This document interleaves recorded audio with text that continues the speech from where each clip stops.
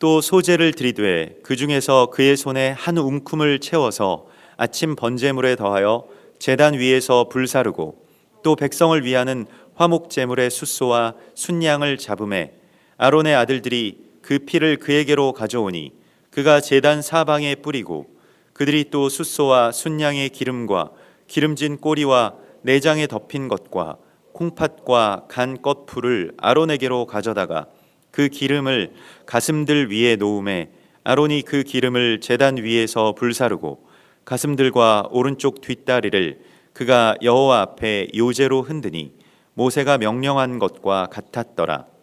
아론이 백성을 향하여 손을 들어 축복함으로 속죄제와 번제와 화목제를 마치고 내려오니라. 모세와 아론이 회막에 들어갔다가 나와서 백성에게 축복하매 여호와의 영광이 온 백성에게 나타나며. 아멘. 우리가 이 쉐미니의 토라 포션 속에서 제사장과 백성이 드디어 만나게 되고 또 제사장을 통해서 백성들의 예배가 백성들이 하나님께 예배를 드릴 수 있게 되는 그러한 연합의 완성을 보게 됩니다. 이것을 성경에서는 영원이라고 말씀하고 있습니다. 제사장이 세워지는 것, 또 백성이 충만하게 서는 것, 이 모든 것은 이 숫자 7을 상징하는 이 완성 혹은 충만이라고 할 수 있다면 이 둘이 함께 연합하게 되는 것, 그것은 영원에 관한 말씀입니다. 전에는 백성과 제사장이 만날 수가 없었습니다. 제사장이 어디에 있는지 몰랐고요. 또 백성들은 백성들 나름의 예배를 드렸습니다. 먼 시간 이전에 아브라함이나 또 아브라함이 그렇게 자신의 11조를 드렸던 멜기세덱과 같은 그러한 제사장을 드디어 하나님께서 이스라엘 백성들 앞에 실체로 세워주시게 된 것입니다. 이것은 놀라운 사건입니다. 백성들은 제사장이 없이는 예배할 수가 없습니다. 또한 제사장은 백성이 없이는 존재할 수가 없습니다.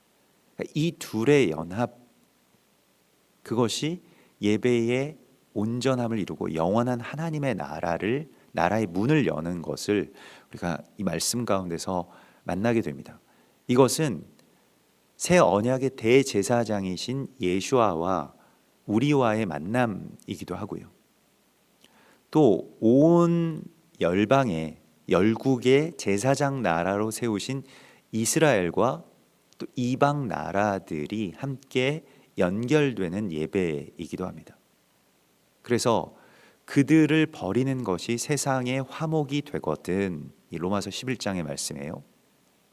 그 받아들이는 것이 그 죽었던 자가 다시 살아나는 것이 아니면 무엇이겠느냐라고 우리에게 말씀하시죠. 그래서 전에는 이스라엘이 산 제물이 되어서 이방인들의 구원을 위해서 드려지는 산 제물이 되었다라고 한다면, 이제 열방이 그들을 받아들이는 것은 죽은 자가 다시 살아나는 것, 곧 부활의 생명, 그 영원성을 우리가 갖게 되는 놀라운 순간이라고 성경은 우리 가운데 담대하게 증거하고 있습니다. 그래서 우리가 이스라엘과 만나게 된다, 이스라엘을 제사장이라고 하는 통로로 세우게 된다라고 하는 것이 오늘날의 어떤 현대 성도들의 관점에서는 그거 무슨 말이냐, 제사장 예수님밖에 안 계시고 성경에서 제사장은 예수님이라고 하지 않았느냐라고 하면서 부정하게 되고, 또 우리가 하나님과 나 사이에 누가 이렇게 있다라고 하는 것이 왠지 내가 낮아지는 것 같아서 부당하게 느껴지는 경우가 굉장히 많이 있습니다. 그러나 이것은 어떤 영적인 높낮이의 문제가 아닌 것을 우리가 알아야 됩니다. 우리가 누군가를 제사장으로 세운다라고 하는 것만큼 내가 그리스도 예수와 안에서 성숙한 신앙의 관점을 갖는 것이 없다라고 할 수가 있겠습니다. 왜냐하면 제사장을 내가 세운다라고 하는 것은 그만큼 나 자신을 순복의 제단 가운데로 그렇게 드릴 준비가 되어 있다는 뜻이기 때문에 그렇습니다. 누구나 다 하나님을 직통으로 또 아무도 관여하지 않고 만나고 싶어 합니다.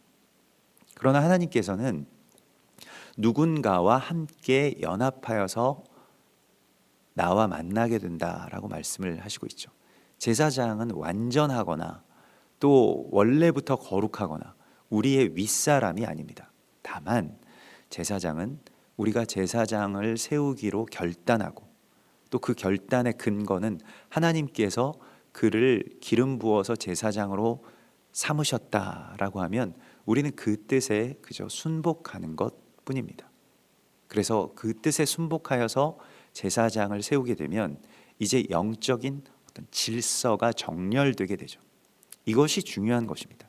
그러니까 높은 사람이어서 높이 올리는 것이 아니고 그것은 오늘날의 어떤 평등 사회를 지향하는 그런 세상 가운데서는 굉장히 부당하게 느껴지고 또 좀 그 낡은 어떤 그런 생각으로 우리가 생각되어질 것입니다. 그러나 제사장이 그 통로가 되어서 우리가 함께 하나님을 만나게 되는 것은 하나님께서 만들어 놓으신 구조입니다. 일종의 구조라고 할 수가 있겠습니다.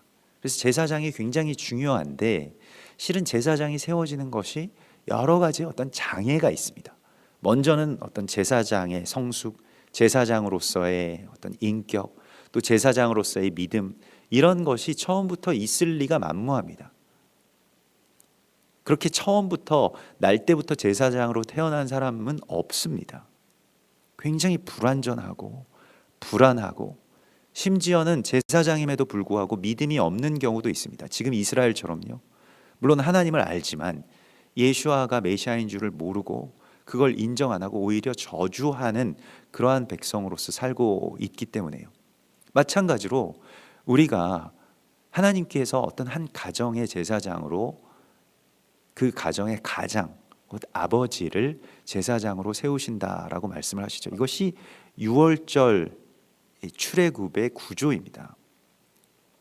그런데 각 가정의 아버지들은 대부분 어떤 일에 또 돈 버는 것에 굉장히 매몰되어 있습니다. 그것들이 다 걷어내어지기에는 생활의 무게라고 하는 것이 굉장히 강하죠. 또 영적으로 그렇게 민감하면 물론 좋은 점도 있지만 또 실제 어떤 이 세상에서의 삶에 있어서는 조금 어려움들이 있을 수 있기 때문에 오히려 영적으로 둔감한 쪽을 택하는 경우가 굉장히 많이 있습니다. 심지어는 예배도 잘 드리지 못할 정도, 자기 자신이 하나님 앞에 나아가기 버거운 정도로 그렇게 연약해져 있는 것이 오늘날의 제사장들의 모습입니다. 그런데 오늘 이 아론이 그런 기름 부으심을 받고 제사장으로 세워지는데 아론만 하겠습니까? 금송아지를 숭배하고 백성들을 다 잘못된 길로 이끌고 가서 우리가 다 금송아지를 숭배하자. 이 금송아지야말로 우리를 애굽 땅에 종되었던 곳에서 인도해낸 우리 하나님 여호와다라고 그렇게 선포했던 그 죄악된 통로의 제사장, 그것이 바로 아론이었습니다. 그런데 그 아론이 오늘 제사장으로서 온전하게 세워지고 백성들이 그 아론을 통해서 하나님을 예배할 수 있게 되는 이 예배의 반전, 그러한 승리를 하나님께서 허락해 주신 것입니다. 그래서 제사장과 백성의 연합이라고 하는 것은 한 가정에서도 일어나게 되는 영원성의 승리이고 또 이것이 온 열방, 온 인류가 이제 이스라엘이라고 하는 제사장 나라를 받아들이게 되고 또 그들을 통해서 하나님 앞으로 나아가게 되는 이 놀라운 한세 사람의 연합, 한세 사람의 완성이라고 하는 영원한 하나님의 약속이 성취되는 날이기도 합니다. 물론 대제사장이신 예수아와 온 세상이 만나게 되는 그 영원이 또한 우리 가운데 허락된 주님의 은혜이죠. 그러나 주께서는 이것이 우리의 가정에서 이루어지기를 원하시는 것과 같이 제사장과 또 그 백성의 연합이요, 또 각 나라와 각 열방과 이스라엘 사이에서도 이루어지기를 원하시고 있습니다. 우리가 그것을 깊이 깨달아야 합니다. 그래서 이스라엘이라고 하는 그 제사장 나라를 우리가 어떻게 받아들일 수 있을 것인가? 그 받아들이는 것이 죽었던 자가 다시 살아나는 것이 아니면 무엇이겠느냐라고 우리에게 반문하시는 로마서 11장의 말씀과 같이 우리에게 제사장이 세워지고 제사장이 받아들여지고 제사장을 통해서 예배드릴 수 있게 되는 것이 하나님의 거룩한 이 은혜의 구조, 그 질서가, 영적 질서가 그렇게 온전하게 서게 되는 것이기 때문에 백성들은 필사적으로 제사장을 찾아서 세우려고 해야 되는 것입니다. 제사장이 깨닫지 못한다고 할지라도 우리에게 이스라엘이 그렇고요, 우리에게 한 가정의 남편과 아버지가 그런 모습일 것입니다. 그것을 세워나가는 것, 또 그분들이, 그 나라가 그렇게 자신들이 제사장 나라임을 각성하게 되는 것, 그것은 다 백성들의 갈망을 통해서 이루어지게 되는 것임을 우리가 오늘 이 성경의 말씀을 통해서 보게 됩니다. 그래서 오늘 그 백성들이 가져온 예물을 통해서 제사장이 하나님 앞으로 나아가서 하나님께서 명령하신 그 규례대로 제사를 지내게 될 뿐만이 아니라 제사장은 백성들을 위한 제사를 또한 드리게 됩니다. 그래서 이것이 제단 안에서 드려지는 제사가 이 백성들을 위한 제사와 또한 제사장을 위한 제사가 같이 이제 그러나 거룩하게 구별되어서 드려지는 모습을 보게 되는데요. 오늘도 마찬가지로 17절에 소제를 드리게 되어 있는데 이 제사장의 위임 예식의 끝에 열리게 되는 이 소제, 이것은 레위기 2장에서 말씀하신 그 소제의 규례가 이제 드디어 실현되는 순간입니다. 그러니까 이 말씀이라고 하는 것이 어떤 무게를 얻게 되는 것이 여호와의 영광이 나타난다라고 말하는 것이죠. 어떤 개념으로 있는 것이 아니고 말씀이 실제의 육신으로 그렇게 성취되게 되는, 실현화되게 되는 그 순간을 여호와의 영광, 곧 카바드라고 말씀하시고 있습니다. 그래서 오늘 이 8번째 날에 아주 충만한 그런 주님의 임재가 이들 가운데 임하였을 때 실제로 말씀이 육신이 되는 역사가 일어나게 되고요, 소제에 대한 규례가 실제의 소제로 드려지게 되는 역사를 이루게 됩니다. 쉐미니라고 하는 이 8번째라고 하는 것은 이제 샤만, 그 기름지다, 풍부하다라고 하는 기름 부으심과 연결되어서 그렇게 만들어진 단어입니다. 이사야서 10장 27절에 보면 그 기름 부으심이라고 하는 것이 어떤 능력을 갖고 있는지에 대해서 이렇게 말씀하십니다. 그날에 그의 무거운 짐이 내 어깨에서 떠나고 그의 멍에가 내 목에서 벗어지되 기름진 까닭에 멍에가 부러지리라 라고 말씀하십니다. 우리의 결박이 풀어지는 순간이, 그 기름이 부드럽게 우리 가운데 임하시는 그 기름이, 그 스며드는 그 기름이 이것을 부서뜨린다라고 말씀을 하고 있습니다. 기름 부으심이라고 하는 것은 어떻게 일어나게 되는지를 이 쉐미니의 말씀 속에서 우리 가운데 말씀하시는 것입니다. 그것은 제사장의 연합, 제사장과 백성의 연합을 통해서만 이루어지는 것입니다. 그래서 시편 133편에 보라, 형제가 연합하여 동거함이 어찌 그리 선하고 아름다운고, 이것은 마치 아론의 수염과 그 옷깃에까지 흐르는 기름과 같다라고 말씀하시고 있습니다. 그게 제사장과 백성이 그것은 거기서는 형제라고 말씀을 하고 형제의 연합이 그 기름 부으심의 역사를 이루는 것임을 성경이 계속해서 우리에게 말씀하고 있습니다. 그래서 우리는 기름진 까닭에 멍에가 부서지리라. 내가 홀로 무엇을 하고 하나님을 만나고 뭐 신앙생활을 하고 홀로 열방의 교회들이 고군분투하면서 말씀을 지켜내고 교회를 세워내고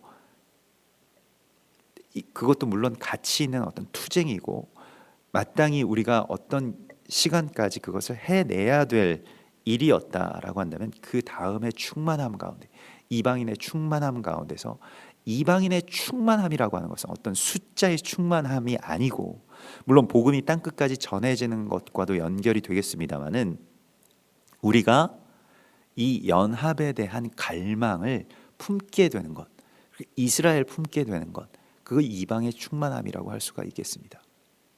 우리가 다 부흥도 했고 뭐 선교도 했고 모든 걸 다 이루었다라고 해도 무언가 하나가 충만하지 않은 것이 있었는데 그것이 곧 이스라엘과 우리가 제사장과 그 백성의 관계로서 연합하게 되는 것, 그것이 우리 안에서 하나가 빠져 있었다는 거예요. 하나님은 그걸 갈망하셨는데 그걸 위해서 이방인들을 다 구원하시기 위해서 이스라엘을 산 제물로 그렇게 받으시고, 여러분 이스라엘을 산 제물로 받으신다라고 하는 것이 우리가 간단하게 이야기할 수 있는 것이 아닙니다. 사실 하나님께서 가장 사랑하시는 그 맏아들, 그 친백성을 그만큼 오랜 세월 동안 그만큼 많은 사람들을 희생시키시면서까지 열방을 구원하시기 위해서, 열방의 나라들을 세우시기 위해서, 열방의 나라들의 교회를 이루게 하시기 위해서 그들을 그 희생의 제단 가운데 드리기에 하나님께서 그것을 허락하셨다라고 하는 것은 하나님이 우리 2000년 전에 골고다에서 그 아들을 십자가에 달리게 하셨던 그 아픔과 같은 그 찢어지는 아버지 하나님의 아픔이 지난 2000년 동안 계속되었다라고 하는 것을 우리가 반드시 알아야 하겠습니다. 누가 가장 고통스러웠겠습니까? 물론 십자가에 달리신 예수와께서 그 고통을 짊어지셨기 때문에 육적인 고통을 받으셨겠습니다마는, 그러나 그 예수와를 그 권능의 아버지가 십자가에 달릴 때에 자기 아들이 십자가에 달려 있는 것을 바라보아야 하는 그 아버지의 마음이야말로 세상의 모든 존재 가운데 가장 아파하는 그러한 그 존재의 아픔이 되겠습니다. 그게 하나님 아버지의 사랑입니다. 그 아픔을 감당하는, 그래서 십자가 위에 십자가가 또 있었던 거예요. 이삭을 모리아산으로 끌고 올라가는 아브라함의 그 마음이 하나님 아버지의 마음이신 것이죠. 이스라엘을 온 열방을 살리기 위해서, 이방의 충만함을 위해서 홀로코스트라고 하는 그 거대한 번제단에 그렇게 올려야 했던 하나님 아버지의 그 타들어가는 마음을 우리가 오늘 말씀 안에서 깨달아야 합니다. 그 마음을 알게 되는 것이 연합입니다. 그 마음과 통하게 되는 것이 연합입니다. 내가 그 마음이 되어보는 것이 바로 연합입니다. 이러한 연합을 하나님께서는 우리 가운데 이루라고 말씀을 하십니다. 이것을 영원이라고 말씀하시고 있는 거예요. 그래서 소제를 드리게 되는데요, 소제는 자아의 파쇄와 관계에 있는 제사입니다. 고운 가루로 자아를 파쇄하는 그러한 제사인데, 그의 손에 한 움큼을 채워서 아침 번제물에 대하여 더하여 제단 위에서 불사르라고 말씀하십니다. 소제도 일종의 번제와 같은 것인데, 화제, 불로 태워서 드리는 그러한 제사가 되는데, 그것을 그의 손에 한 움큼, 이 카프라고 하는 것은 기도를 뜻하기도 하고요, 이 오목한 손을 뜻하는데 기도를 뜻하기도 하고 또 나중에 백성들이 하나님 앞에 제단을, 우리가 민수기서에서 보면 제단을 그렇게 그 봉헌해서 드릴 때에 어떤 그릇을 드리게 되는데, 그 그릇을 카프라고, 은쟁반이라고 하는 말을, 이제 이 카프라고 하는 말을 씁니다. 그러니까 오목한 손이라고 하는 그런 뜻을 말하게 되는데, 이것은 일종의 그릇이라고 할 수가 있겠습니다. 그러니까 소재물을 담는 그릇인데, 그것을 항상 그릇이라고 해도 오목한 그 손이라고 하는 그런 표현을 쓰게 됩니다. 오목한 손은 이제 기도를, 보통 일반적으로 우리가 뭐 기도의 어떤 아이콘이 그래도 오목한 손이 되죠. 기도를 뜻하는 것이기도 하고요. 또한 우리가 하나님 앞에 그렇게 그 나의 손의 한 움큼으로 그 가지고 나온 나의 자아, 그 곱게 파쇄된 나의 자아를 이렇게 상징하게 됩니다. 또한 이것은 한 움큼을 채워서라고 말씀을 하고 있는데, 성경에서는 그것이 내 손에 닿을 만큼이라고 하는 말씀으로, 그것은 하나님 앞에 충만하게 풍성하게 드리는 그 제물의 상징이 됩니다. 내가 손으로 집을 수 있는 만큼, 내가 드릴 수 있는 한의 어떤 그 최대치를 또한 이 손의 한 움큼이라고 하는 말씀으로 상징하고 있습니다. 그것이 아침 번제물에 더하여서, 이것이 상번제가 계속해서 드려지고 있죠. 제단 위에서 불사르라 라고 말씀을 하시고요. 이것이 그 충만한 봉헌을 뜻하는 것입니다. 민하라고 하는 말이 이 소재라고 하는 그러한 히브리어 단어인데, 이것은 이 민하라고 하는 말 자체가 하나님 앞에 나를 봉헌하다, 우리가 봉헌이라고 하는 말이 나를 완전히 산 제물로 드립니다라고 하는 그러한 뜻입니다. 그래서 어떤 나의 죄악을 속죄하기 위해서나 아니면 나의 소원을 성취하기 위해서 드리는 예물과는 달리, 민하라고 하는 것은 나 자신을 하나님 앞에 온전한 제물로 드리기를 결단하는 것입니다. 이것이 소재의 그 진정한 의미라고 할 수가 있겠습니다. 그 자신을 봉헌물로 드렸다는 겁니다. 그러니까 이것은 삶의 일부가 드려지는 것이 아니라 삶의 전부가 나는 하나님의 것입니다 라고 드려지는 것과 마찬가지입니다. 이게 봉헌되는 것입니다. 내 재산의 일부를 하나님 앞에 바치는 정도의 예배가 아니고, 나의 삶의 모든 것, 나의 소유의 모든 것이 하나님의 것이라고 고백하는 바로 그 순간에 이 소재가 일어나게 되는 것입니다. 한 움큼의 소재, 이 풍성한 봉헌이 우리의 삶 가운데서 일어나게 되는 것입니다.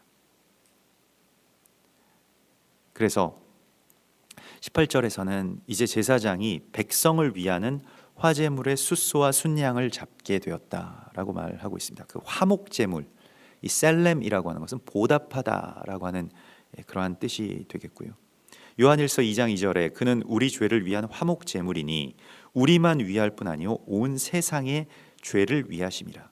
그래서 이 화목제물의 제사를 이제 백성들을 위해서 드리게 되는 것인데요,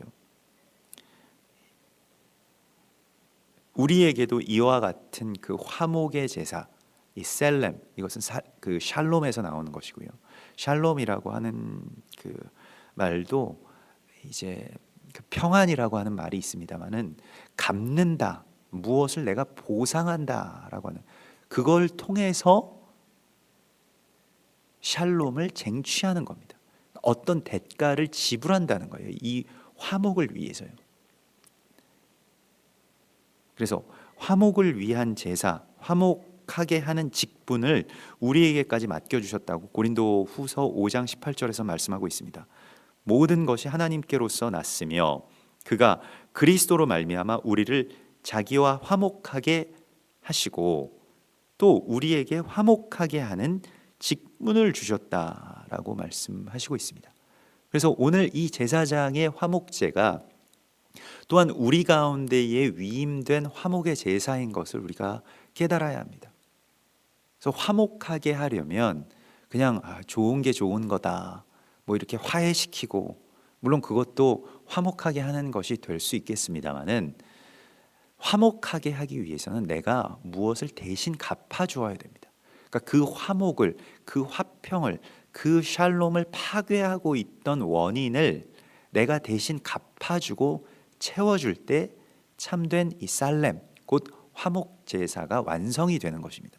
그래서 화목 제사라고 하는 것은 반드시 누군가가 무엇을 대신 갚아주는 제사여야 합니다. 두세 사람이 모여서 화목의 제사를 드린다라고 했을 때 그 사람의 죄를 우리가 대신 갚아주는 겁니다. 그 죄값을 내가 대신 갚겠습니다 라고 하는 것을 하나님 앞에 고백하는 것이 화목제의 제사입니다. 그래서 갚음이라고 하는 그러한 이름을 갖게 되는 제사를 화목이라고 말씀을 하고 있습니다. 그래서 화목은 그냥 분위기가 좋은 게 아닙니다. 정말로 자기 자신을 산 제물로 내어드리고 이 화평을 쟁취하는 그러한 모든 투쟁의 승리와도 같은 것입니다. 그 안에 있는 모든 내장의 기름과, 보통 일반적으로 화목제의 제사 가운데서는 우리가 어제도 나누었던 것과 같이 그 내장의 기름들과 그 간 꺼풀 같은 것을 이제 불에 태우는 그러한 제사를 이렇게 드리게 되고요. 이것은 우리 안에 있는 어떤 안일함들이죠. 그냥 나는 부자라, 부요하여서 부족함이 없다. 그 실제의 자기의 어떤 형편일 수도 있습니다. 별 걱정 없이 살아가는 그런 모습일 수도 있겠습니다만은, 그러나 그것은 마치 한 부자와 죽은 나사로의 이야기와 같이 자기의 문지방에서 찌꺼기라도 먹어서 삶을 연명하려고 하는 그러한 사람을 생각하지 않고 그냥 자신의 평안 안에 안주했던 사람이 지옥불에 떨어지는 것을 예수님께서 분명히 우리 가운데 말씀해 주시면서, 우리가 지금 평안하다라고 하는 것이 나는 별로 걱정이 없어요, 뭐 자식들도 잘 컸고 뭐 교회도 뭐 열심히 봉사하고 있고 구원의 확신도 있고 신앙생활도 잘하고 있습니다 라고 하는 것만으로는 부족하다는 겁니다. 우리의 문 앞에서 죽어가는 사람들이 있습니다. 저 북한에는 지금도 그리스도 예수와를 부를 수 없고, 자기의 아버지가 김일성인 줄을 알고 또 그렇게 세뇌당하면서 살아가는 이상한 오컬트 사이비 종교 집단과도 같은 그 나라가, 우리의 동포들이, 우리의 형제 자매들이 그와 같은 어둠 가운데서 살고 있는데 우리에게 평안이 있다? 우리는 뭐 소득 몇만 불을 달성했으니 이제 선진국의 문턱에 진입했다? 그러한 일들이 있을 수 없는 것입니다. 그리고 그러한 뭐 체제, 그러한 나라를 그냥 인정하면서 우리가 평안하게 살겠다? 이것이야말로 정말로 지옥불에 떨어질 수 있는, 지옥불에 떨어져야만 되는, 영적으로는 그 구원에 관해서는 도둑놈 심보라고 할 수가 있겠습니다. 그들에 대한 책임이 우리 가운데 있는 거예요. 하나님께서 너희의 형제가 어디 있느냐, 네 아우 아벨이 어디 있느냐, 북한 사람들 지금 어떻게 하고 있는데 네가 거기서 평안을 누리다 왔느냐, 이 책망을 한국 교회가, 우리가 어떻게 감당할 수 있겠습니까? 그래서 이것에 대해서 나를 산 제물로 드리고 화목 제물로 드리겠다라고 하는 그 갚음의 결단이 우리 가운데 요구되고 있는 것입니다. 우리가 지금 예수를 자유롭게 믿게 되는 것은 물론 하나님께서 우리 가운데 베풀어 주신 은혜의 결과이기도 하지만 우리에게 있어서는 일종의 사명인 것입니다. 누가 지금 기도할 수 있습니까?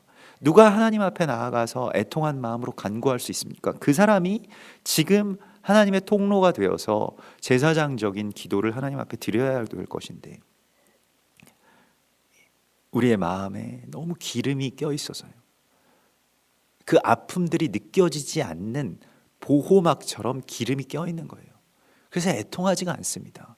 좀처럼 그런 소식이 들려와도 뭐 올해도 몇 명이 죽었다더라, 어디에서 뭐 몇백 명이 죽었다더라, 뭐 이러한 말들이 들려와도 그냥 그런가 보다. 내 일이 아니니까 괜찮네. 이런 생각 안에 우리가 살아가고 있다는 겁니다. 지금도 마치 그 나사로가 한 번만 내려오게 해달라고, 내려가서 내가 내 아들들에게, 내 후손들에게 그것 좀 전하게 해달라고 해도 주께서 말씀 안에서 그것을 우리가 깨닫지 못하면 너희가 내려간다고 할지라도 깨닫지 못할 것이다 라고 말씀하시는 그 갑갑함으로 우리를 바라보고 계신 것이죠. 이것을 우리가 제사장됨의 깊은 통로로서 그렇게 받아들일 수 있어야 합니다. 또한 그 안에서 그 가슴들을, 이제 그 가슴이라고 하는 이 하제라고 하는데, 그것을 위에 놓고 그 요제로 오른쪽 뒷다리를 흔드는 그러한 제사를 하나님 앞에 드리게 되는데요. 이 하제라고 하는 것은 그 제사장의 어떤 마음을 뜻하게 됩니다. 또 그 마음에서 주시하고 있는 무엇을 이렇게 보게 되고요. 또 가슴들과 오른쪽 뒷다리를 여호와 앞에 요제로 흔드니, 이 요제라고 하는 것이 이제 하나님과 내가 완전하게 연합되는 것을 말합니다. 나의 것이 하나님의 것으로 올라가게 되고, 또 하나님의 마음이 나의 마음으로 그렇게 내려오게 되는, 위아래로 이렇게 막 흔들게 되는데, 이 흔들어서 드리는 것을 이제 요제라고 하고요. 또 그 요제의 어떤 표현은 곡식을 떠는 것과 깊은 관계가 있습니다. 근데 이것은 이제 그 짐승의 뒷다리와 가슴을 그렇게 떨어내는 것은 이 열매를 이제 탈곡하는 그러한 과정이기도 하고요. 마지막 때에 하나님께서 어떤 제사장의 본질을 끌어내시기 위해서 사단이 밀가부르듯 그렇게 막 흔드는 그것을 허락하시죠. 그것은 어떤 고난이기도 하고요. 막 우리가 삶에 있어서의 요동치는 것이기도 하고, 막 폭풍과 불어오는 것과 같이, 그래서 우리가 막 떨리게 되는 그러한 순간 가운데서 이제 열매가 그렇게 구별되어서 하나님 앞에 드려질 준비가 되는 것입니다. 그래서 이렇게 이렇게 떨리게 되는 이러한 예배, 이것이 마지막 단계의 제사장의 화목제에 있는 것을 보게 됩니다. 그래서 아론이 백성을 향하여 손을 들어 축복함으로, 이것이 이제 축도의 그 기원이 되는데요. 축복의 권세가 제사장에게 있죠. 그래서 제사장이 축복함으로 그 모든 제사들이 맞춰지게 되는 것입니다. 그래서 아론에게 그러한 축복의 권세를 주셨고요. 제사장들에게 그러한 축복의 권세를 주셨죠. 그러한 축복권을 하나님께서 그들 가운데 주심으로써 이제 축복의 통로로서 살게 되는 그러한 삶의 성취, 또 위임의 성취가, 제사장의 위임 성취가 이 안에서 일어나게 됩니다. 그래서 모세와 아론이 회막에 들어갔다가 다시 나와서 백성에게 축복함에 여호와의 영광이 온 백성에게 나타났다라고 말씀을 하시고 있습니다. 그래서 그냥 다시, 이게 무슨 공연의 앵콜도 아니고 다시 회막 안에 들어갔다가 다시 나왔다라고 하는 것은 상징적인 것인데요. 다시 장막 안으로 들어갔다가 나와서 백성을 축복하는 그 제사장의 모습이 그리스도 예수와의 부활과 그 영원한 생명의 역사하심과 깊은 관계가 있습니다. 그 예수와께서 부활하셨을 때 제자들을 만날 때마다 축복하셨죠. 숨을 내쉬면서 성령을 받으라라고 하는 그러한 복을 주셨죠. 그리고 떠나시면서도 계속해서 축복하시면서 떠나셨습니다. 그래서 하늘과 땅의 모든 권세를 너희에게 주노니라고 말씀하시는 그러한 위임과 축복의 말씀들이 가득하죠. 그래서 다시 장막 안에 잠시 들어갔다가 나온 그 제사장의 축복을 통해서 여호와의 영광이, 그 카바드, 곧 그가 이 땅 가운데에 임마누엘 되시는 역사가 일어나게 됐다라고 말씀하십니다. 우리가 어떻게 제사장과 연합할 수 있을지, 가정에서, 또 교회에서, 또 열방에서 우리의 제사장을 찾아서 세우고 또 연합하게 되는 이 긴 투쟁과도 같은 이야기가 오늘 레위기 9장의 쉐미니의 말씀처럼 우리가 이 세상에서 영원한 하나님의 나라로 들어가는 그런 하나님의 통로로서 성취될 것을 주께서 약속하십니다. 우리 같이 기도하겠습니다. 하늘에 계신 우리 아버지시여, 이름이 거룩히 여김을 받으시오며 나라의 임하옵시며 뜻이 하늘에서 이룬 것 같이 땅에서도 이루어지이다. 오늘날 우리에게 일용할 양식을 주옵시고 우리가 우리에게 죄 지은 자를 사하여 준 것 같이 우리 죄를 사하여 주옵시고 우리를 시험에 들게 하지 마옵시고 다만 악에서 구하옵소서. 대개 나라와 권세와 영광이 아버지께 영원히 있사옵나이다. 아멘.